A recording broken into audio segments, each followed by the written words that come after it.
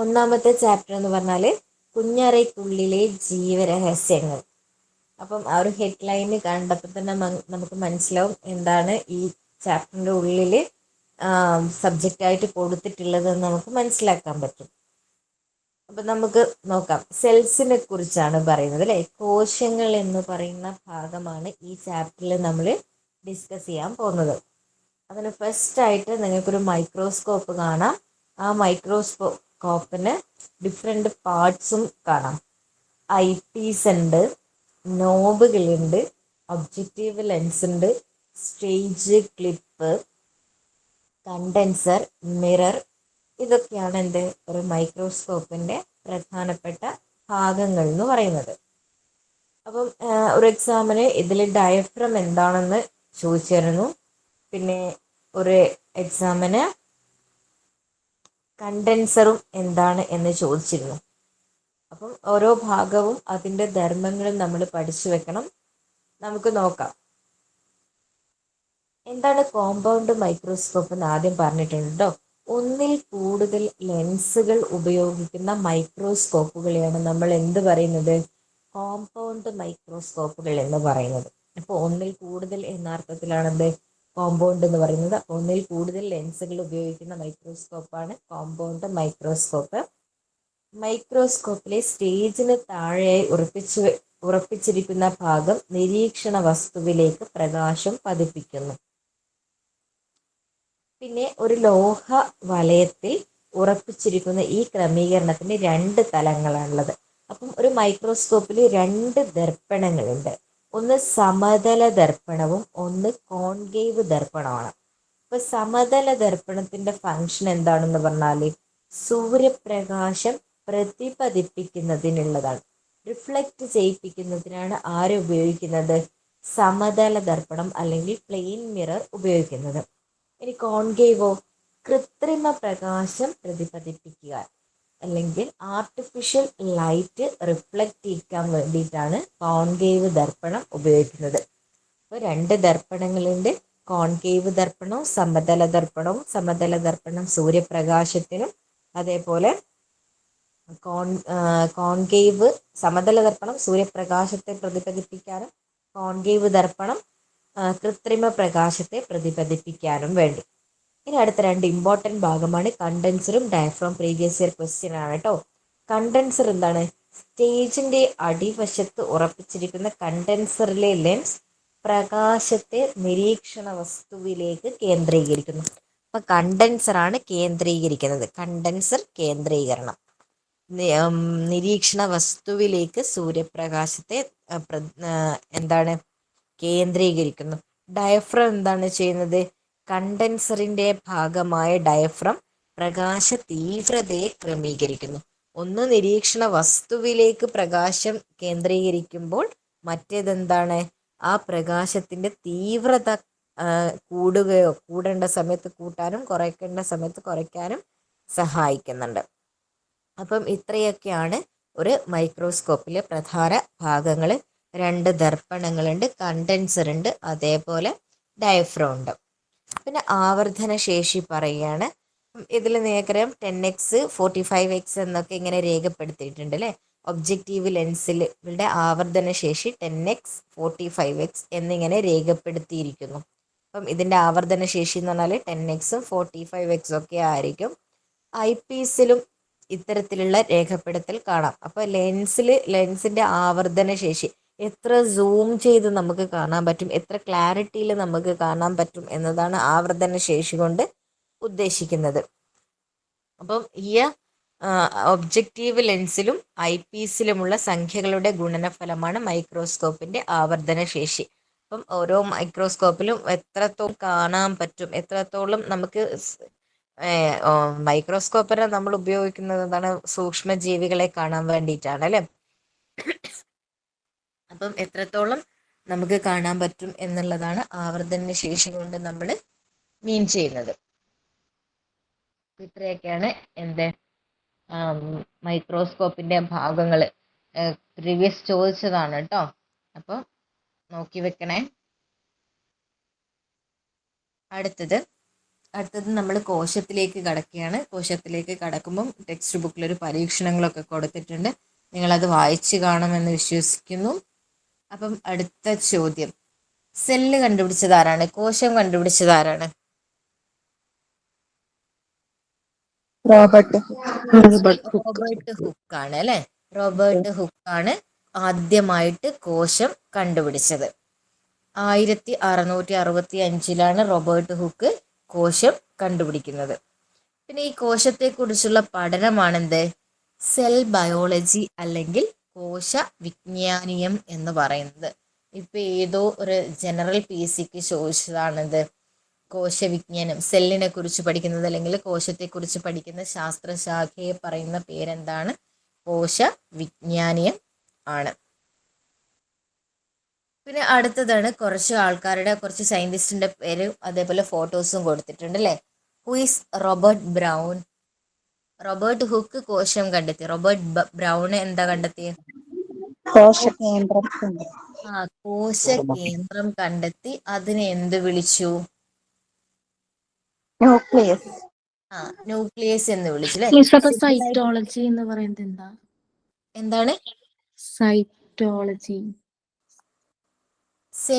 Cytology അല്ല, cell biology ആണ്.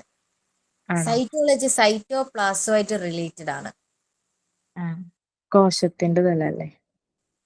അതെ, സെൽ ബയോളജിയാണ്. കോശവിജ്ഞാനീയമാണ് എന്ത്? കോശത്തെ കുറിച്ച് പഠിക്കുന്ന ശാസ്ത്രശാഖ. ഇത് നമ്മൾ SCERT കൊടുത്തത് കൊണ്ട് കോശവിജ്ഞാനീയം അല്ലെങ്കിൽ സെൽ ബയോളജി എന്ന് ചോദിക്കാൻ തന്നെയാണ് സാധ്യത കൂടുതൽ.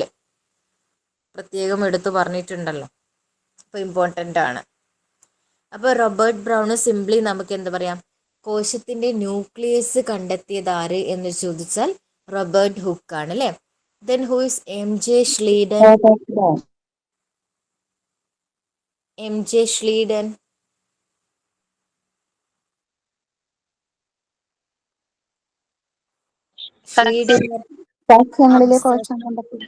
സസ്യകോശം കണ്ടെത്തിയത് M.J. Schleiden ആണ് അല്ലെ. അതേപോലെ തിയോഡർ ഷ്വാൻ ആണെന്ത്? ജന്തു കോശം കണ്ടുപിടിച്ചത്. റുഡോൾഫ് വിർഷ്യു വിഭജിക്കുന്ന കോശങ്ങളെ നിരീക്ഷിച്ചു. നിലവിലുള്ള കോശങ്ങളിൽ നിന്ന് മാത്രമാണ് പുതിയവ ഉണ്ടാകുന്നത് എന്ന്. അതായത് സെൽ ഡിവിഷൻ നടക്കുന്നുണ്ട് അല്ലെ. ഓരോ സെല്ലും നമുക്കറിയാം മൈറ്റോസിസ്, മിയോസിസ് അല്ലെങ്കിൽ ക്രമഭംഗം, ഊനഭംഗം എന്നീ സ്റ്റേജുകളിലൂടെയൊക്കെ കടന്നു പോയിട്ട് സെൽ ഡിവൈഡ് ചെയ്തിട്ടാണ് പുതിയ സെല്ല് ഉണ്ടാകുന്നത് അല്ലെ. അപ്പൊ ഈ ഡിവിഷൻ നടക്കുന്നത് എക്സിസ്റ്റിംഗ് സെല്ലിൽ അല്ലെങ്കിൽ നിലവിലുള്ള സെല്ലിൽ ഡിവിഷൻ നടന്നിട്ടാണ് പുതിയ സെല്ല് ഉണ്ടാവുന്നത് എന്ന് പറഞ്ഞതാണ് ആര്? റുഡോൾഫ് വിർഷ്യോ എന്ന് പറയുന്നത്. അപ്പൊ ജീവനുള്ള കോശങ്ങളിൽ നിന്നാണ് പുതിയ കോശങ്ങൾ രൂപപ്പെടുന്നത് എന്നാണ് ആര് പറഞ്ഞത്? റുഡോൾഫ് വിർഷ്യോ പറഞ്ഞത്. അപ്പം ഈ എല്ലാവരും വളരെ ഇമ്പോർട്ടൻ്റ് ആണ് കേട്ടോ. ഇപ്പൊ പറയുന്ന കാര്യങ്ങളെല്ലാം വെരി വെരി ഇമ്പോർട്ടൻ്റ് ആണ്. റോബർട്ട് ഹുക്ക് കോശം കണ്ടെത്തി. റോബർട്ട് ബ്രൗൺ ന്യൂക്ലിയസ് കണ്ടെത്തി. M.J. Schleiden സസ്യകോശം കണ്ടെത്തി. തിയോഡർ ഷ്വാൻ ജന്തുകോശം കണ്ടെത്തി. റുഡോൾഫ് വിർഷ്യോ നിലവിലുള്ള ജീവനുള്ള കോശങ്ങളിൽ നിന്നാണ് പുതിയ കോശങ്ങൾ ഉണ്ടാവുന്നത് എന്ന് കണ്ടുപിടിച്ചു. അടുത്ത പ്രധാനപ്പെട്ടതാണ് M.J. Schleiden തിയോഡർ ഷ്വാനും കൂടി ചേർന്നിട്ട് എന്ത് കണ്ടുപിടിച്ചു? കോശ സിദ്ധാന്തം, സെൽ തിയറി കണ്ടുപിടിച്ചു അല്ലെ. എന്താണ് സെൽ തിയറി പറയുന്നത്? എല്ലാ ജീവശരീരവും കോശങ്ങളാൽ നിർമ്മിതമാണ്. സ്റ്റേറ്റ്മെന്റിനെ ചോദിക്കാൻ അടിപൊളിയാണ് കേട്ടോ. ജീവികളുടെ ഘടനാപരവും ജീവധർമ്മപരവുമായ അടിസ്ഥാന ഘടകങ്ങളാണ് കോശങ്ങൾ എന്ന് പറയുന്നത്. അപ്പം ഒന്നാമത്തെ സ്റ്റേറ്റ്മെന്റ് ശരിയാണ്, രണ്ടാമത്തത് ശരിയാണ്, രണ്ടും തെറ്റാണ്, രണ്ടും ശരിയാണ്. അപ്പൊ ഇങ്ങനെ കോപ്പി പേസ്റ്റ് അടിച്ച് ചോദിക്കാം. അപ്പം എല്ലാ ജീവശരീരവും കോശങ്ങളാൽ നിർമ്മിതമാണ്. ജീവികളുടെ ഘടനാപരവും ജീവധർമ്മപരവുമായ അടിസ്ഥാന ഘടകങ്ങളാണ് കോശങ്ങൾ എന്ന് പറയുന്നത്. തിയോഡർ ഷ്വാനും അതേപോലെ M.J. Schleiden കൂടെ ചേർന്നിട്ടാണ് കോശ സിദ്ധാന്തം അവതരിപ്പിച്ചത്. ഇനി കോശത്തിന്റെ ഫങ്ഷൻസ് ഓർ ധർമ്മങ്ങൾ എന്തൊക്കെയാണ്? ഇവിടെയും നമുക്ക് സ്റ്റേറ്റ്മെന്റ് ആയിട്ട് ചോദിക്കാം. അന്യവസ്തുക്കളെ പ്രതിരോധിക്കുന്നു. അപ്പോൾ കോശത്തിനുള്ളിലേക്ക് അന്യവസ്തുക്കൾ അല്ലെങ്കിൽ രോഗാണുക്കളൊക്കെ കടക്കുമ്പോൾ അതിനെ പ്രതിരോധിക്കുന്നത് ആരാണ്? കോശങ്ങളാണ് അല്ലേ. കോശത്തിൽ ഒരുപാട് കോശാംഗങ്ങളൊക്കെ ഉണ്ട് അല്ലേ. കോശത്തിന് സ്ഥലമുണ്ട്, അതിൻ്റെ ഉള്ളിൽ കോശത്തിന്റെ ഫങ്ഷൻസ് ചെയ്യാൻ വേണ്ടിയിട്ട് ഒരുപാട് കോശാംഗങ്ങളൊക്കെ ഉണ്ട് അല്ലേ. അപ്പം ഇവരുടെ ധർമ്മങ്ങളുടെ ഫലമായിട്ട് അന്യവസ്തുക്കളെ പ്രതിരോധിക്കുന്നു. പോഷകങ്ങളിൽ നിന്ന് ഊർജം സ്വതന്ത്രമാക്കുന്നു. നമ്മൾ കഴിക്കുന്ന ഫുഡിൽ നിന്ന് നമുക്ക് എനർജി കിട്ടുന്നത് ഈ ഒരു കോശത്തിലെ ഓരോ കോശാംഗങ്ങളുടെയും പ്രവർത്തന ഫലമാണ് അല്ലേ. ദെൻ ജൈവ തന്മാത്രകൾ നിർമ്മിക്കുന്നു. ATP ADP ഒക്കെ കേട്ടിട്ടില്ലേ. അപ്പം ഇത്തരത്തിലുള്ള ജൈവ തന്മാത്രകളൊക്കെ നിർമ്മിക്കുന്നതും ആരാണ്? കോശങ്ങളാണ്. അപ്പം ഇവിടെ എന്ത് ചോദിക്കാം? അന്യവസ്തുക്കളെ പ്രതിരോധിക്കുന്നു, അല്ലെങ്കിൽ ഉള്ളിലേക്ക് കടത്തിവിടുന്നത് തടസ്സപ്പെടുത്തുന്നു അല്ലേ. അപ്പം അന്യവസ്തുക്കളെ ഉള്ളിലേക്ക് കടത്താൻ സഹായിക്കുന്നു. അപ്പം അവിടെ അങ്ങനെ കൊടുക്കാം. കടത്താൻ സഹായിക്കുന്നുണ്ടോ? ഇല്ല, പ്രതിരോധിക്കുകയാണ് ചെയ്യുന്നത്. അപ്പം സ്റ്റേറ്റ്മെന്റ് ഇങ്ങനെയൊക്കെ നമുക്ക് ട്വിസ്റ്റ് ആക്കിയൊക്കെ ചോദിക്കാം. അപ്പം ഫങ്ഷൻസും ഓർത്ത് വെക്കുക. കോശ സിദ്ധാന്തം ആരൊക്കെയാണ്, എന്താണ് കോശ സിദ്ധാന്തത്തിന്റെ ഉള്ളിൽ പറഞ്ഞിരിക്കുന്ന കാര്യങ്ങൾ ഒക്കെ നോക്കി വെക്കാം. 4 പേരെയും ഓർത്ത് വെക്കുക. Robert Hooke, Brown, Schleiden, Schwann and Rudolf Virchow. Cell biology. ഇനി നമ്മൾ അടുത്തത് കോശത്തിന്റെ അംഗങ്ങൾ, കോശത്തിൽ ആരൊക്കെയുണ്ട് എന്നുള്ള കാര്യമാണ് നമ്മൾ പഠിക്കാൻ പോകുന്നത്. അപ്പോൾ ചിത്രത്തിൽ നിന്ന് നമുക്ക് മനസ്സിലാക്കാം. ഗോൾഗി കോംപ്ലക്സ്, ഫേനം, മൈറ്റോകോൺട്രിയോൺ, കോശഭിത്തി, മർമ്മം, കോശസ്തരം, റൈബോസോം, എൻഡോപ്ലാസ്മിക് റെറ്റിക്കുലം, കോശദ്രവ്യം, ഹരിതകണം. ഇങ്ങനെ ഒത്തിരി ആൾക്കാർ എവിടെയുണ്ട്? കോശത്തിന്റെ ഉള്ളിലുണ്ട് അല്ലേ.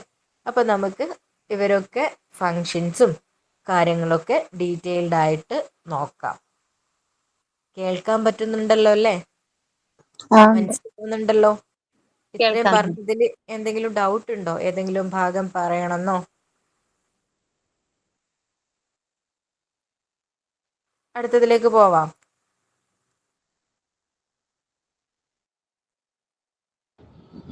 അപ്പൊ അടുത്തത് കോശഭിത്തി അല്ലെങ്കിൽ കോശസ്തരം. ജീവദ്രവ്യവും കോശദ്രവ്യവും. അപ്പൊ ഇത് രണ്ടും മാറിപ്പോവരുത്. രണ്ടും ഏകദേശം സിമിലാരിറ്റി ഉള്ള വേർഡ്സ് ആണ്. Protoplasm and cytoplasm. എന്താണ് പ്രോട്ടോപ്ലാസം അല്ലെങ്കിൽ ജീവദ്രവ്യം? കോശസ്തരത്തിനുള്ളിലെ എല്ലാ പദാർത്ഥങ്ങളെയും ചേർത്ത് നമ്മൾ ജീവദ്രവ്യം എന്ന് പറയും. കോശത്തിന്റെ ഉള്ളിൽ ആരൊക്കെയുണ്ട് നമ്മളിപ്പോ പറഞ്ഞു അല്ലേ. ഗോൾഗി കോംപ്ലക്സ്, ഫേനം, മർമ്മം, കോശഭിത്തി, കോശസ്തരം, റൈബോസം, ഇങ്ങനെ ഒരുപാട് ആൾക്കാരുണ്ട് അല്ലേ. അപ്പം ഇവരൊക്കെ കൂടി ചേർന്ന് എല്ലാവരെയും ചേർത്ത് നമ്മൾ പറയുന്ന പേരാണ് പ്രോട്ടോപ്ലാസം അല്ലെങ്കിൽ ജീവദ്രവ്യം. അപ്പം ഇനിയിപ്പോ കോശദ്രവ്യം എന്താണ്? ഇതിൽ നിന്ന് ആരെ ഡിലീറ്റ് ചെയ്ത് കഴിഞ്ഞാൽ നമുക്ക് കോശദ്രവ്യം കിട്ടും? ആരെ ഡിലീറ്റ് ചെയ്ത് കഴിഞ്ഞാൽ കോശദ്രവ്യം കിട്ടും? മർമ്മത്തെ ഡിലീറ്റ് ചെയ്ത് കഴിഞ്ഞാൽ അത് കോശദ്രവ്യമായി. മർമ്മവും കൂടെ ഉണ്ടെങ്കിൽ അത് ജീവദ്രവ്യമായി അല്ലേ. ഓക്കെ. ഇനി ഈ എല്ലാ ആൾക്കാരെയും ചേർത്ത് നമ്മൾ പറയുന്ന പേരാണ്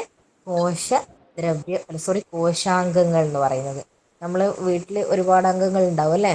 അതുപോലെ കോശത്തിനുള്ളിലുള്ള ഓരോ ആൾക്കാരെയും നമ്മൾ കോശാംഗങ്ങൾ എന്നാണ് വിളിക്കുന്നത്. സെൽ ഓർഗനൽസ് എന്ന് പറയും. അപ്പം ഓരോരുത്തരായിട്ട് നമുക്ക് നോക്കാം. മൈറ്റോകോൺട്രിയോൺ വെരി ഇമ്പോർട്ടൻ്റ് ആണ്. പലപ്പോഴും റിപ്പീറ്റ് ആയിട്ട് ചോദിക്കുന്നതാണ്. കോശത്തിലെ ഊർജ നിലയം. ഊർജ നിർമ്മാണത്തിനും സംഭരണത്തിനും സഹായിക്കുന്നു. Power house. ഒരു സെല്ലിലെ പവർ ഹൗസ് അല്ലെങ്കിൽ കോശത്തിലെ ഊർജ നിലയം എന്ന് പറയുന്നത് ആരാണ്? മൈറ്റോകോൺട്രിയ ആണ്. ഊർജം നിർമ്മിക്കാനും അതേപോലെ ഊർജ സംഭരണത്തിനും എല്ലാം ആര് സഹായിക്കുന്നുണ്ട്? മൈറ്റോകോൺട്രിയ സഹായിക്കുന്നുണ്ട് അല്ലേ. അപ്പം ഊർജാവശ്യം കൂടുതലുള്ള കരള്, തലച്ചോറ്, പേശികൾ എന്നിവയിലെ കോശങ്ങളിൽ കൂടുതലായി കാണപ്പെടുന്നു. അപ്പൊ നമുക്ക് ഊർജത്തിന്റെ ആവശ്യം, നമുക്ക് തലച്ചോറ് അല്ലേ. തലച്ചോറ് എന്ന് പറയുന്നത് നമ്മുടെ ശരീരത്തിന്റെ ഏറ്റവും സെൻട്രൽ പ്രോസസ്സിങ് യൂണിറ്റ് ആണ് അല്ലേ. അപ്പം അതിൽ ഊർജം ഒരുപാട് ആവശ്യമുണ്ടാവും. അപ്പോൾ ഒരുപാട് മൈറ്റോകോൺട്രിയോൺ എവിടെയുണ്ട്? നമ്മുടെ തലച്ചോറിലും അതേപോലെ കരളിലും പേശികളിലൊക്കെ കാണപ്പെടുന്നുണ്ട് എന്നാണ് പറയുന്നത്. അപ്പം മൈറ്റോകോൺട്രിയ എന്ന് പറയുമ്പം മനസ്സിൽ വരണ ഊർജം, പവർ ഹൗസ് ആണ്. എല്ലാത്തിനുള്ള പവറും കൊടുക്കുന്നത് ആരാണ്? മൈറ്റോകോൺട്രിയോൺ ആണ്. ദെൻ എൻഡോപ്ലാസ്മിക് റെട്ടിക്കുലം, കോശത്തിനുള്ളിലെ സഞ്ചാരപാത, കോശത്തിനുള്ളിലെ പദാർത്ഥ സംവഹനം, ഇതൊക്കെ നടക്കുന്നത് ഇതിൽ കൂടിയാണ്? എൻഡോപ്ലാസ്മിക് റെറ്റിക്കുലം ആണ്. ഇതിന് വേറൊരു പേരും കൂടിയുണ്ട്. കോശത്തിന് ദൃഢതയും ആകൃതിയും നൽകുന്നത് കൊണ്ട് ഇതിനെ എന്ത് വിളിക്കുന്നുണ്ട്? കോശാസ്ഥികൂടം എന്ന് വിളിക്കുന്നുണ്ട്. അപ്പം മൈറ്റോകോൺട്രിയ പറയുമ്പോൾ നമുക്ക് പവർ ഹൗസ് നോർമ വരണം. അതേപോലെ എൻഡോപ്ലാസ്മിക് റെറ്റിക്കുലം എന്ന് പറയുമ്പോൾ നമുക്ക് കോശാസ്ഥികൂടം ഒരു സ്കെലിട്ടൺ, സെല്ലിന്റെ സ്കെലിട്ടൺ അങ്ങനെ പറയും. അപ്പം കോശാസ്ഥികൂടം എന്നും അറിയപ്പെടുന്നു. കോശത്തിന് ദൃഢതയും ആകൃതിയും നൽകുന്നതും ആരാണ്? നമുക്ക് ദൃഢതയും ആകൃതിയും ഒക്കെ നമ്മളെ സ്കെലിട്ടൺ സിസ്റ്റം അല്ലേ നമുക്ക് ആ ഒരു ഷേപ്പ് നൽകുന്നത്. അതേപോലെ സെല്ലിനൊരു അതിൻ്റെ ഒരു ഷേപ്പ് നൽകുന്നത് എൻഡോപ്ലാസ്മിക് റെറ്റിക്കുലമാണ്. അതുകൊണ്ട് അതിനെ കോശാസ്ഥികൂടം എന്ന് വിളിക്കുന്നു. ദെൻ അടുത്ത ഇമ്പോർട്ടൻ്റ് ആയിട്ടുള്ള ആളാണ് റൈബോസോം. കോശത്തിലെ മാംസ്യ നിർമ്മാണം. അതേപോലെ ഇത് ആരോട് ചേർന്നിട്ടാണ് ഉണ്ടാകുക? എൻഡോപ്ലാസ്മിക് റെറ്റിക്കുലത്തോട് ചേർന്നിട്ടാണ്. നമ്മുടെ കോശാസ്ഥികൂടമായ എൻഡോപ്ലാസ്മിക് റെറ്റിക്കുലത്തിനോട് ചേർന്നിട്ടാണ് ആരുണ്ടാവുക? റൈബോസോം ഉണ്ടാവുക. കോശത്തിലെ മാംസ്യ നിർമ്മാണം. അപ്പോൾ ഓരോന്ന് കേൾക്കുമ്പോൾ നമുക്ക് പെട്ടെന്ന് ക്ലിക്ക് ആവണം ഒരു പോയിന്റ്. മൈറ്റോകോൺട്രിയ ഊർജം, എൻഡോപ്ലാസ്മിക് റെറ്റിക്കുലം കോശാസ്ഥികൂടം, റൈബോസോം മാംസ്യ നിർമ്മാണം അല്ലെങ്കിൽ പ്രോട്ടീൻ സിന്തസിസ് അല്ലെങ്കിൽ പ്രോട്ടീൻ ഫാക്ടറി എന്നൊക്കെ അറിയപ്പെടുന്നത് ആരാണ്? റൈബോസോമാണ്.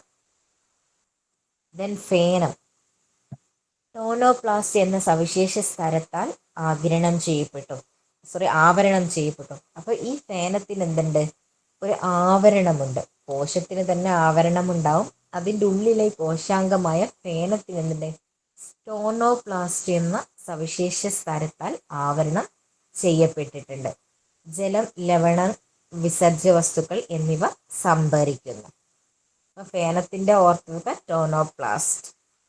ദെൻ ഗോൾഗി കോംപ്ലക്സ്, രാസാഗ്നികൾ, ഹോർമോൺ, ശ്ലേഷ്മം തുടങ്ങിയ കോശസ്രവങ്ങളെ ചെറു സ്തരസഞ്ചികളിലാക്കുന്നു. ഗ്രന്ഥി കോശങ്ങളിൽ കൂടുതലായിട്ട് കാണപ്പെടുന്നു. അതേപോലെ ഈ ഗോൾഗി കോംപ്ലക്സിന് വേറൊരു പോയിന്റും കൂടെ ഉണ്ട്. നിങ്ങൾ ഇത് ടെക്സ്റ്റിലില്ല. ട്രാഫിക് പോലീസ് എന്നറിയപ്പെടുന്നത് ഏതാണ്? സെല്ലിന്റെ ട്രാഫിക് പോലീസ് എന്നറിയപ്പെടുന്നത് ഗോൾഗി കോംപ്ലക്സ് ആണ്. കാരണം ഇതിൽ ആരൊക്കെയുണ്ട്? രാസാഗ്നികളും ഹോർമോണുകളും ശ്ലേഷ്മങ്ങളും അങ്ങനെ ഒരുപാട് ആൾക്കാർ ഇതിലുള്ളത് കൊണ്ട് ട്രാഫിക് പോലീസ് എന്ന് അറിയപ്പെടുന്നുണ്ട് ഗോൾഗി കോംപ്ലക്സ്. അപ്പോൾ ഇത്രയാണ് ഇമ്പോർട്ടൻ്റ് ആയിട്ടുള്ള സെൽ ഓർഗനൽസ് എന്ന് പറയുന്നത്. മൈറ്റോകോൺട്രിയ, എൻഡോപ്ലാസ്മിക് റെറ്റിക്കുലം, റൈബോസോം, ഫേനം, ഗോൾഗി കോംപ്ലക്സ്. ഇതിൽ നിന്ന് എപ്പോഴും ഒരു മാർക്കിന്റെ ക്വസ്റ്റ്യൻ ഷുവറായിട്ട് ചോദിക്കുന്നതാണ്. അതെവിടെ നിന്നും വരാം. എല്ലാം ഈക്വലി ഇമ്പോർട്ടൻ്റ് ആണ്. ദെൻ അടുത്ത കാര്യം, നമ്മൾ ന്യൂക്ലിയസിനെ കുറിച്ചാണ് പിന്നെ ഡിസ്കസ് ചെയ്യാൻ പോകുന്നത്. അപ്പം നിങ്ങൾ ആ ഒരു കാര്യങ്ങളൊക്കെ നിങ്ങൾ വായിച്ച് കാണും. ന്യൂക്ലിയസിൻ്റെ ഭാഗമാണിത് കേട്ടോ. മർമ്മദ്രവ്യം, ന്യൂക്ലിയോപ്ലാസം, മർമ്മസ്തരം, ന്യൂക്ലിയർ മെംബ്രെയിൻ, ക്രൊമാറ്റിൻ ജാലിക, മർമ്മകം, മർമ്മരന്ധ്രം. അപ്പം എന്താണ് മർമ്മദ്രവ്യം? ദ്രവ്യം എന്ന് പറഞ്ഞാൽ നമുക്ക് അറിയാലേ, ഇറ്റ്സ് ഫ്ലൂയിഡ് ആണ്. അപ്പം മർമ്മത്തിനുള്ളില്, അത് നമ്മൾ കോശം പറഞ്ഞു, കോശത്തിനുള്ളിലെ ഓർഗനൽസ് അല്ലെങ്കിൽ കോശാംഗങ്ങൾ പറഞ്ഞു. അതിലൊരൊറ്റൊരു കോശാംഗമാണ് മർമ്മം എന്ന് പറയുന്നത്. ഇനി അതിനെ നമ്മൾ ഡിവൈഡ് ചെയ്ത് അതിൻ്റെ എന്തൊക്കെ പാർട്സ് ഉണ്ടെന്ന് നോക്കാം. അപ്പം മർമ്മത്തിനുള്ളിലുള്ള ഫ്ലൂയിഡിനെ നമ്മൾ മർമ്മദ്രവ്യം എന്നാണ് പറയുന്നത്. ഇതിൽ മർമ്മകവും ക്രൊമാറ്റിൻ ജാലികയും കാണപ്പെടുന്നു. ഈ ന്യൂക്ലിയസിലാണ് ക്രൊമാറ്റിൻ ജാലിക. ആ ക്രൊമാറ്റിൻ ജാലികയിലാണ് നമ്മുടെ സ്വഭാവമൊക്കെ നിർണ്ണയിക്കുന്ന, നമ്മളെ പാരമ്പര്യമൊക്കെ നിർണ്ണയിക്കുന്ന ജീനുകൾ കാണപ്പെടുന്നത്. ആ ജീനുകളിലാണ് ആരുള്ളത്? ATPയും ADPയും ഒക്കെ ഉള്ളത്. DNA പ്രോട്ടീൻസ് ഒക്കെ കാണപ്പെടുന്നത് എവിടെയാണ്? ഈ ക്രൊമാറ്റിൻ ജാലികയിലാണ്. അപ്പോൾ സെല്ലിൻ്റെ ഉള്ളിലൊരു ഓർഗനൽ മാത്രമാണ് മർമ്മം. ആ മർമ്മത്തിനുള്ളിലുള്ള കാര്യങ്ങളാണ് ഇതൊക്കെ പറയുന്നത്. മർമ്മദ്രവ്യം, മർമ്മത്തിനുള്ളിലെ ദ്രാവക ഭാഗം, അതിനുള്ളിൽ ആരൊക്കെ കാണപ്പെടുന്നു? മർമ്മകവും ക്രൊമാറ്റിൻ ജാലികയും കാണപ്പെടുന്നു. ദെൻ മർമ്മസ്തരം, മർമ്മത്തെ ആവരണം ചെയ്തിട്ടുള്ള സ്തരമാണ്. Just okay. ക്രൊമാറ്റിൻ ജാലിക, മർമ്മദ്രവ്യത്തിൽ വലക്കണ്ണികൾ പോലെ കെട്ടുപിണഞ്ഞ് കാണപ്പെടുന്നു. ഈ ക്രൊമാറ്റിൻ ജാലികയിൽ ആരുണ്ട്? ഇമ്പോർട്ടൻ്റ് ആണ്, ജീനുകൾ കാണപ്പെടുന്നത് ക്രൊമാറ്റിൻ ജാലികയിലാണ്. അപ്പൊ തിരിച്ചു തരാം, ജീനുകൾ കാണുന്നത് എവിടെയാണ്? ക്രൊമാറ്റിൻ ജാലികയിലാണ്. ഇനി എന്ത് തരാം? ജീനുകളിലാണ് ക്രൊമാറ്റിൻ ജാലിക കാണപ്പെടുന്നത് തിരിച്ചു തരാം. അപ്പം സ്റ്റേറ്റ്മെന്റ് തെറ്റാണോ ശരിയാണോ അങ്ങനെയൊക്കെ ചോദ്യം പ്രതീക്ഷിക്കാം. അപ്പം നമ്മൾ എന്ത് ചെയ്യണം? SCERT ടെക്സ്റ്റ് ബുക്ക് വായിക്കുമ്പം എവിടെ നിന്നും എങ്ങനെ സ്റ്റേറ്റ്മെന്റ് ഇടാമെന്ന് നമ്മൾ ആദ്യം മനസ്സിൽ കണക്ക് കൂട്ടണം. കാരണം എക്സാമിനൊത്ത് നമുക്ക് മാറാനേ പറ്റുള്ളൂ. അപ്പം എവിടെ നിന്ന് എങ്ങനെ ചോദിച്ചാലും എനിക്ക് ആൻസർ ചെയ്യാൻ പറ്റുന്നുള്ള രൂപത്തിൽ തന്നെ ടെക്സ്റ്റ് ബുക്ക് വായിക്കണം കേട്ടോ. അപ്പം ഇവിടെ ഒക്കെ എന്ത് ചെയ്യണേ? ഇങ്ങനെ ട്രാപ്പുകൾ തരാം. അപ്പം മർമ്മത്തിനുള്ളിൽ മർമ്മദ്രവ്യമുണ്ട്. അതിൽ കണ്ണികൾ പോലെ, വലക്കണ്ണികൾ പോലെ ആര് കാണപ്പെടുന്നുണ്ട്? ക്രൊമാറ്റിൻ ജാലിക കാണപ്പെടുന്നുണ്ട്. അതിൻ്റെ ഉള്ളിൽ ആരുണ്ട്? ജീനുകൾ കാണപ്പെടുന്നുണ്ട്. ദെൻ മർമ്മരന്ധ്രം, മർമ്മസ്തരത്തിലെ സുഷിരങ്ങളാണ് മർമ്മരന്ധ്രം എന്ന് പറയുന്നത്. അപ്പം മർമ്മത്തിന് ആ സുഷിരങ്ങൾ എന്തായിരിക്കും? അകത്തേക്കും പുറത്തേക്കുമുള്ള പദാർത്ഥ സംവഹനത്തിന് സഹായിക്കും. ദെൻ മർമ്മകം, ന്യൂക്ലിയോലസ്, ഗോളാകൃതിയിൽ കാണപ്പെടുന്ന ഇവ റൈബോസോം നിർമ്മാണത്തിൽ പ്രധാന പങ്ക് വഹിക്കുന്നു. അപ്പോൾ നമ്മളൊരു കോശാംഗത്തെ പഠിച്ചിരുന്നു, റൈബോസോം എന്ന് പറയുന്നത്. പ്രോട്ടീൻ സിന്തസ് അല്ലെങ്കിൽ മാംസ സംശ്ലേഷണത്തിന് സഹായിക്കുന്നതാണ് ആര്? റൈബോസോം. ഈ റൈബോസോമിനെ ഉണ്ടാക്കുന്നത് ആരാണ്? മർമ്മകം ആണ്. മർമ്മത്തിനുള്ളിലെ മർമ്മകമാണ്. അപ്പം നിങ്ങൾ ഈ രണ്ടെണ്ണം ഇമ്പോർട്ടൻ്റ് ആണ്. എന്ത്? മർമ്മകവും ക്രൊമാറ്റിൻ ജാലികയും. മർമ്മകം ആരെ ഉണ്ടാക്കുന്നുണ്ട്? റൈബോസോമിനെ ഉണ്ടാക്കുന്നുണ്ട്. പിന്നെ മർമ്മകത്തിനുള്ളിലുള്ള ഫ്ലൂയിഡിലാണ് എന്ത്? ക്രൊമാറ്റിൻ ജാലിക കാണപ്പെടുന്നത്. ആ ക്രൊമാറ്റിൻ ജാലികക്കുള്ളിലാണ് ജീനുകൾ കാണപ്പെടുന്നത്. ഓക്കെ ആണോ?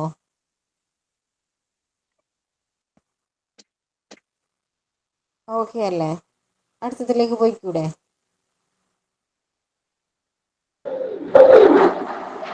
ഡൗട്ട് ഉണ്ടോ? മിസ്സേ, ക്രൊമാറ്റിൻ ജാലിക ഉണ്ടാക്കുന്നത് എങ്ങനെയെന്നാ പറഞ്ഞത്? ക്രൊമാറ്റിൻ ജാലികയല്ല, റൈബോസോം ഉണ്ടാക്കുന്നത് മർമ്മകമാണ്. മർമ്മത്തിനുള്ളിലെ ഭാഗമാണ് മർമ്മകം. അതിന്റെ ഫങ്ഷൻസ് വഴിയാണ് റൈബോസോം എന്ന് പറയുന്ന കോശാംഗം നിർമ്മിക്കപ്പെടുന്നത്. ക്രൊമാറ്റിൻ ജാലിക ആ ഒരു മർമ്മദ്രവ്യത്തിൽ കാണപ്പെടുന്ന കെട്ടുപിണഞ്ഞ് കാണപ്പെടുന്ന വലക്കണ്ണികൾ പോലെയുള്ള ഭാഗമാണ് ക്രൊമാറ്റിൻ ജാലിക എന്ന് പറയുന്നത്. അത് ഉണ്ടാക്കുന്നത് എന്ന് പറയുന്നത് റൈബോസോമിനെ ഉണ്ടാക്കുന്നതാണ് മർമ്മകം എന്ന് പറയുന്നത്.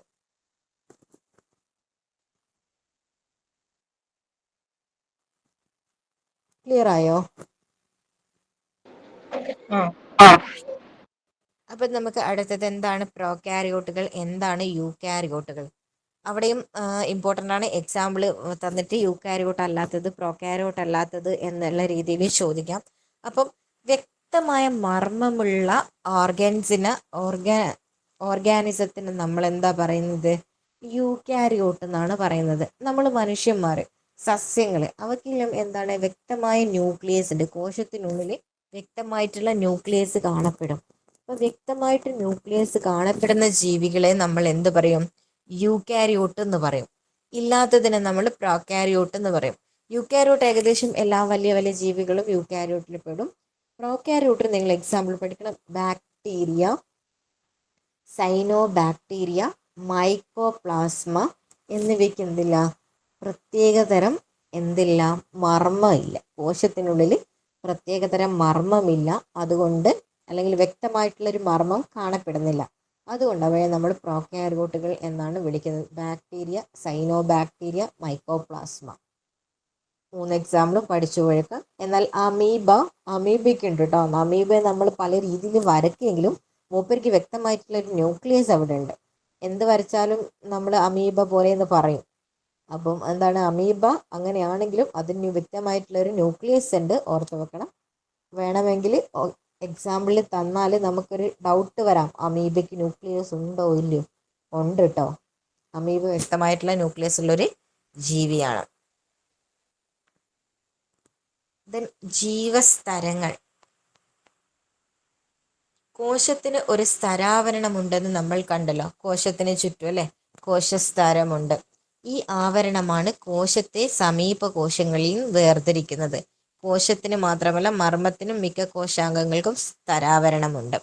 കോശങ്ങൾ തമ്മിലോ കോശാംഗങ്ങളും കോശദ്രവ്യവും തമ്മിലുള്ള പദാർത്ഥ വിനിമയം നിയന്ത്രിക്കുന്നത് ജീവസ്തരങ്ങളാണ്. ആവശ്യമായ പദാർത്ഥങ്ങളെ മാത്രം കടത്തിവിടുന്നതാണ് ഈ ആവരണങ്ങളെ നമ്മൾ എന്ത് പറയുന്നുണ്ട്, വരണതാര്യ സ്തരങ്ങൾ എന്ന് പറയുന്നുണ്ട്. അപ്പോൾ ഒരു കോശത്തെ മറ്റു കോശങ്ങളിൽ നിന്ന് വേർതിരിക്കാൻ, അല്ലെങ്കിൽ നമ്മൾ കോശദ്രവ്യത്തിലാണ് ഈ ഓർഗനൽസ് ഒക്കെ കാണപ്പെടുന്നത് അല്ലേ. അപ്പം അതിൻ്റെ അകത്തേക്ക് കടക്കുന്നതൊക്കെ പ്രതിരോധിക്കുന്നതും ഒക്കെ ഈ കോശ സ്തരമാണെന്നാണ് പറയുന്നത്. അപ്പം അതെന്താണ്, സെലക്റ്റീവ്ലി പെർമിയബിൾ ആണ്. എല്ലാത്തിനെയും എന്തിനുള്ള ഉള്ളിലേക്ക് കടത്തിവിടുന്നില്ല. അതുകൊണ്ടാണ് ഇതിനെ എന്ത് പറയുന്നത്, സെലക്റ്റീവ്ലി പെർമിയബിൾ മെംബ്രെയിൻ അല്ലെങ്കിൽ വരണതാര്യ സ്തരങ്ങൾ എന്ന് പറയുന്നത്. അതത്ര ഇമ്പോർട്ടൻ്റ് അല്ല. ദെൻ അടുത്തത് വളരെ ഇമ്പോർട്ടൻ്റ് ആണ്, വർണ്ണകങ്ങളാണ്. സസ്യങ്ങളിൽ നമ്മൾ കാണാല്ലേ പല നിറങ്ങളിലുള്ള ഇലകൾ ഉണ്ടാവാം. പിന്നെ മാങ്ങയൊക്കെ പഴുക്കുമ്പോൾ നിറം മാറുന്നുണ്ട് അല്ലേ. അപ്പം ഇതിനൊക്കെ കാരണം എന്താണെന്നുള്ളതാണ് അടുത്ത് നമ്മൾ നോക്കാൻ പോകുന്നത്. വർണ്ണകണങ്ങൾ, ജൈവകണങ്ങളെ കുറിച്ചാണ് പറയുന്നത്. സസ്യകോശങ്ങളിലെ ജൈവകണങ്ങൾ, വർണ്ണകണങ്ങളിലെ വർണ്ണകങ്ങൾ. അപ്പം ഇതൊക്കെ ഫലങ്ങളിലെ നിറം മാറ്റത്തിന് രുചിമാറ്റത്തിനൊക്കെ കാരണം എന്താണെന്ന് നോക്കാം. സസ്യകോശങ്ങളിൽ മാത്രം കാണപ്പെടുന്ന ഒരു കോശാംഗമാണ് ജൈവകണങ്ങൾ ഓർ പ്ലാസ്റ്റിഡ്സ് എന്ന് പറയുന്നത്. ഇതാരിൽ മാത്രമേ ഉള്ളൂ, സസ്യങ്ങളിൽ മാത്രമേ ഇത് കാണപ്പെടുന്നുള്ളൂ. അപ്പോൾ ഏതൊക്കെയാണ് ജൈവകണങ്ങൾ എന്ന് നോക്കാം. വർണ്ണകണം, ഹരിതകണം, ശ്വേതകണം, ഈ മൂന്നാണ്. ക്രോമോപ്ലാസ്റ്റ്, ക്ലോറോപ്ലാസ്റ്റ്, ല്യൂക്കോപ്ലാസ്റ്റ്, ഇങ്ങനെ 3 തരത്തിലുള്ള ജൈവകണങ്ങളാണ് നമുക്ക് കാണാൻ പറ്റുന്നത് അല്ലേ. ക്ലോറോപ്ലാസ്റ്റ് നമുക്കെല്ലാം സുപരിചിതമാണ് അല്ലേ. എന്താണ്, ഫോട്ടോസിന്തസിസ് അല്ലെങ്കിൽ പ്രകാശ സംശ്ലേഷണത്തിന് സഹായിക്കുന്ന ഭാഗമാണ് ഹരിതകണം. ഹരിതകണത്തിൽ വെച്ചാണ് എന്ത് ചെയ്യുന്നത്, പ്രകാശ സംശ്ലേഷണം നടക്കുന്നത്. പ്രകാശ സംശ്ലേഷണം എന്ന് പറഞ്ഞാൽ സസ്യങ്ങളിൽ ഭക്ഷണം നിർമ്മിക്കപ്പെടുന്ന പ്രക്രിയക്കാണ് പ്രകാശ സംശ്ലേഷണം അല്ലെങ്കിൽ ഫോട്ടോസിന്തസിസ് എന്ന് പറയുന്നത്. അതിന് മെയിനായിട്ട് സഹായിക്കുന്നത് ഹരിതകണമാണ് അല്ലേ. ഹരിതകണം ഇല്ലാത്ത സസ്യങ്ങളിൽ പ്രകാശ സംശ്ലേഷണം നടക്കില്ല. ദെൻ പ്രകാശ സംശ്ലേഷണം നിർവഹിക്കുന്നത് ഹരിതകണമാണെന്ന് നിങ്ങൾക്കറിയാമല്ലോ, അറിയാം അല്ലേ. വർണ്ണകണങ്ങളാണ് പൂക്കൾ, ഫലങ്ങൾ എന്നിവയ്ക്ക് നിറം നൽകുന്നത്. പൂക്കൾക്കും ഫലങ്ങൾക്കൊക്കെ നിറം നൽകുന്നത് വർണ്ണകണമാണ്. അപ്പോൾ വർണ്ണകണങ്ങളിലെ ചില വർണ്ണകങ്ങളാണ് ഇതിന് കാരണം. അടുത്തത് അതാണ് പറയുന്നത് സാന്തോഫിൽ. സാന്തോഫിൽ ഏത് നിറമാണ് നൽകുന്നത്, മഞ്ഞ നിറം. പലപ്പോഴായിട്ട് ചോദിച്ചതാണ് ഇത്. Very very very important. Xanthophyll മഞ്ഞ അല്ലേ. കരോട്ടിൻ, കരോട്ടിന് ക്യാരറ്റ് ഓർത്താൽ മതി അല്ലേ. ഓറഞ്ച് നിറം അല്ലേ. ആന്തോസയാനിൻ ചുവപ്പ് അല്ലേ. ചുവപ്പ്, പർപ്പിൾ എന്നീ നിറങ്ങളാണ് ആന്തോസയാനിൻ നൽകുന്നത് അല്ലേ. ദെൻ ല്യൂക്കോപ്ലാസ്റ്റ് അല്ലെങ്കിൽ ശ്വേതകണം നിറമുണ്ടോ, ഇല്ല അല്ലേ. നിറമില്ലാത്ത കണമാണ് എന്ത്, ല്യൂക്കോപ്ലാസ്റ്റ് അല്ലെങ്കിൽ ശ്വേതകണം എന്ന് പറയുന്നത്. ആഹാര വസ്തുക്കളുടെ സംഭരണം നടക്കുന്ന കോശങ്ങളിൽ ശ്വേതകണങ്ങൾ കൂടുതലായിട്ട് കാണപ്പെടുന്നു. അപ്പോൾ ആഹാര സംഭരണമാണ് ആരുടെ പണി, ശ്വേതകണത്തിന്റെ പണി എന്ന് പറയുന്നത് അല്ലേ. പാകമാകുന്നതിനനുസരിച്ച് ഫലങ്ങളിലെ ഹരിതകണങ്ങൾ വർണ്ണകണങ്ങളായിട്ട് മാറുന്നു. അന്നജം പഞ്ചസാരകളായും മാറുന്നു. ഇപ്പൊ ഹരിതകണങ്ങൾ ആരായിട്ട് മാറുന്നു, വർണ്ണകണങ്ങളായി മാറുന്നു. അതേപോലെ അന്നജം പഞ്ചസാരയായി മാറുന്നു. ഇതാണ് എന്ത്, ഫലങ്ങളിലെ നിറം മാറ്റത്തിനും രുചിമാറ്റത്തിനും ഒക്കെ കാരണം ജൈവ കണങ്ങളാണ്. 3 തരത്തിലുള്ള കണങ്ങളുണ്ട്, 3നും ധർമ്മങ്ങളുണ്ട്. ഒന്ന് പ്രകാശ സംശ്ലേഷണത്തിനാണ്, ഒന്ന് ഫലങ്ങളുടെ നിറത്തിനും രുചിക്കുമാണ്, മറ്റത് ആഹാര സംഭരണത്തിനാണ്.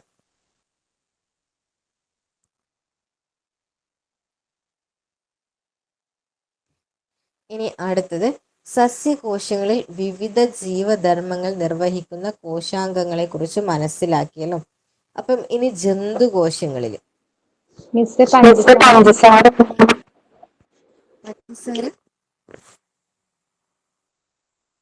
ക്ലിയർ ആയില്ല. പഞ്ചസാര പഞ്ചസാര എന്താവണെന്നാ പറഞ്ഞേ? നിങ്ങൾക്ക് സ്ക്രീനിൽ കാണാൻ പറ്റുന്നില്ലേ?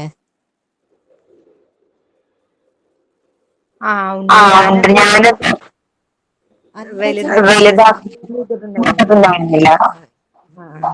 ഫിൽട്രേഷൻ വഴിയൊക്കെ ആഹാരം അന്നജത്തിന്റെ ഫോമിലാണ് എന്ത് ചെയ്യാം ഫലങ്ങളിലൊക്കെ സ്റ്റോർ ചെയ്യപ്പെടും. പാകമാകുന്നതിനനുസരിച്ച്, പഴുക്കുന്നതിനനുസരിച്ച് ഈ അന്നജം എന്താവും, പഞ്ചസാരയായിട്ട് മാറും. അതുകൊണ്ടാണ് എന്ത് ഈ മാങ്ങയിലൊക്കെ മധുരം വരാൻ കാരണം. മാങ്ങയിൽ മാത്രമല്ല, ഫലങ്ങളിൽ മധുരം വരാൻ കാരണം ഈ അന്നജം എന്തായിട്ട് മാറുന്നുണ്ട്, പഞ്ചസാരയായിട്ട് മാറുന്നുണ്ട്.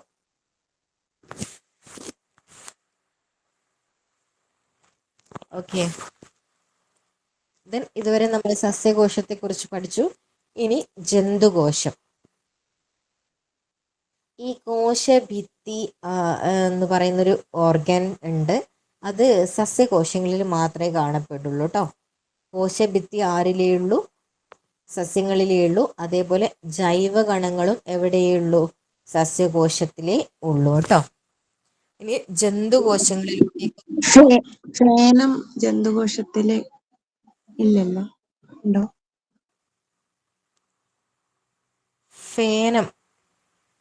ഫേനം അതേപോലെ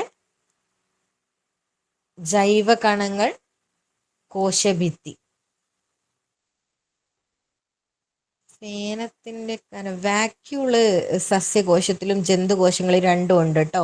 പക്ഷേ ഈ സസ്യകോശത്തിലെ വാക്യൂള് ഫേനം കുറച്ച് വലുതായിരിക്കും, ജന്തുകോശങ്ങളിലെ വാക്യൂള് ചെറുതായിരിക്കും. ആ ഒരു വ്യത്യാസം കേട്ടോ. കോശഭിത്തിയും ജൈവകണങ്ങളുമേ സസ്യകോശത്തിൽ മാത്രമായിട്ട് കാണപ്പെടുന്നുള്ളൂ. വാക്യൂൾ എവിടെയുണ്ട്? ജന്തുകോശത്തിലുണ്ട് കേട്ടോ. ഈ സസ്യകോശത്തിന്റെ വാക്യൂൾ കുറച്ച് വലുതായിരിക്കും, നല്ല വലുപ്പം. കോശഭിത്തി പ്രധാനമായിട്ടുള്ളത് കോശഭിത്തിയാണ് കേട്ടോ വ്യത്യാസം. അതേപോലെ ജൈവകണങ്ങൾ. ഇനി ജന്തുകോശങ്ങളിലേക്ക് വരുമ്പം, ഇനി ജന്തുകോശങ്ങളിൽ മാത്രം കാണപ്പെടുന്നത് അതാണ് സെൻട്രോസോം എന്ന് പറയുന്ന ഭാഗം. ജന്തുകോശങ്ങളിൽ മാത്രം കാണപ്പെടുന്ന കോശാംഗമാണ് സെൻട്രോസോം എന്ന് പറയുന്നത്. സെൻട്രോസോം എന്ന് തന്നെയാണ് മലയാളത്തിലും കൊടുത്തിട്ടുള്ളത്. ഇതിന്റെ മെയിൻ ഫങ്ഷൻ എന്ന് പറയുന്നത് എന്താണ്? കോശവിഭജനത്തിൽ പ്രധാന പങ്ക് വഹിക്കുന്നതാണ് ആര്? സെൻട്രോസോം എന്ന് പറയുന്നത്. അവിടെ നമ്മൾ കോശവിഭജനം പഠിക്കുമ്പോൾ നിങ്ങൾ പഠിച്ചിട്ടുണ്ടാവും, സൈറ്റോകൈനിനും ആ ഒരു സെൻട്രിയോള് വിഭജിച്ചിട്ടൊക്കെയാണ് എന്ത് ചെയ്യുന്നത്, രണ്ട് കോശങ്ങളായിട്ട് മാറുന്നത്. അപ്പം ഇപ്പം ഇത്രമാത്രം ഓർത്ത് വെക്കുക, കോശവിഭജനത്തിൽ പ്രധാന പങ്ക് വഹിക്കുന്ന കോശാംഗമാണ് സെൻട്രോസോം. ഈ സെൻട്രോസോമിലാണ് സെൻട്രിയോളുകൾ കാണപ്പെടുന്നത്. ലൈസോസോം ആരാണ്? കോശത്തിനുള്ളിൽ പ്രവേശിക്കുന്ന അന്യവസ്തുക്കളെ നശിപ്പിക്കാൻ വേണ്ട ദഹനരസങ്ങൾ, ഡൈജസ്റ്റീവ് എൻസൈം എവിടെയുണ്ട്? ലൈസോസോമിലുണ്ട്. ജന്തുകോശങ്ങളിലാണ് ലൈസോസോമം കാണപ്പെടുന്നത്.